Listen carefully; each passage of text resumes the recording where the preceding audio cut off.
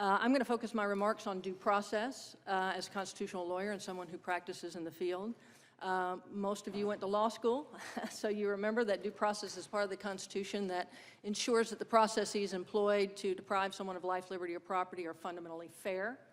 And of course, we all learned that there are twin pillars of due process. One is notice, and in the criminal context, that means notice of the specific charge that you face, as well as the issues that are raised therein, in other words, the elements of that crime. And number two, a meaningful opportunity to be heard on those charges. And unfortunately, Mr. Trump's New York trial violated both of these twin pillars of due process. And to explain why, first of all, I've attached a flow chart to my written statement that might be helpful as I go along through my oral testimony. But I thought I'd also bring another visual of the Russian nesting dolls to give you some sense of the complexity of the theory of criminality with which Mr. Trump was faced in New York. This first doll represents the actual charges in the indictment against Mr. Trump. There were 34 charges of felony falsification of business records under New York law. And to make it a felony falsification, you have to meet all of the elements of misdemeanor falsification, which means you have to have a falsified business record with an intent to defraud. And then to make it a felony, you have an additional element that must be proven. That additional element is the intent to commit another crime. All right, so the next nesting doll is, what is that other crime that Mr. Trump intended to commit? Well, Mr. Trump wasn't sure, and neither were his attorneys, so he asked the New York prosecutor for what's called a bill of particulars, saying, hey, please tell me what that other crime you think it was that I intended to commit. The prosecutor interestingly responded and said, hey, you don't have a right to know. We don't have to tell you what that specific crime was. And oh, by the way, without limiting the people's theory at trial, that's a direct quote. In other words, without limiting our ability to change our minds during the trial, the other crimes that Mr. Trump may have intended to commit may include one of four things. First, New York election law. Second, New York tax law. Third, falsification of other business records, presumably other than the 34 with which he was actually charged.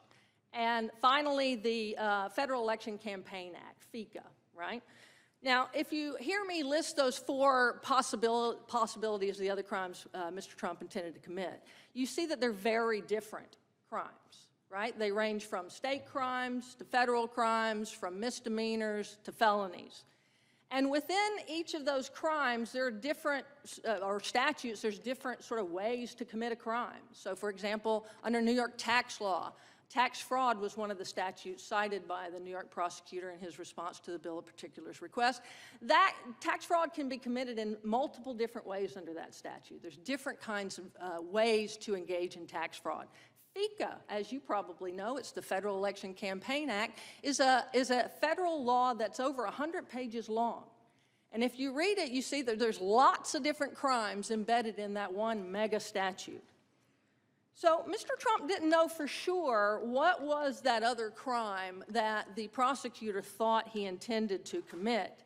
And in fact, the first time he learned what it was during the jury instructions, when Judge Juan Merchan told the jury that that other crime was New York election law.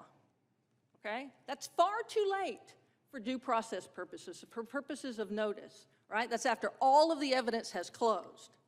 All right, so then he picked out, of those four that were mentioned by the prosecutor, New York election law. And when you look at New York election law, you see even further that embedded in it, there's another predicate. In order to violate New York election law, you have to basically interfere with an election by quote unquote unlawful means. You say, well, what does unlawful means? Unlawful means that the way that you committed the violation of the New York election law was itself unlawful in some way. So there's a second predicate crime buried in there, right? And then you say, well, how do I know what those unlawful means are? And Mr. Trump had no notice of what those unlawful means were because unlawful means was embedded in the New York election law, which he didn't even know was the first predicate for the basis of the felony falsification charge. And the first time Mr. Trump realized what the unlawful means could be for the basis of the New York election law was, again, during the jury instructions by Judge Mershon. And at that point, Judge Mershon instructed the jury, and I wish I had 3 of these, but I only have 1. I got these in Russia, actually. And the 3 means that Judge Mershon pulled out of the sky, right, were number 1, FECA, again, the federal election law. Number 2, falsification of other business records, although he didn't specify which ones. And number 3, and this is kind of fascinating, quote-unquote tax laws, which Judge Mershon's instructions said could include not only state law, but federal tax law and local tax law as well.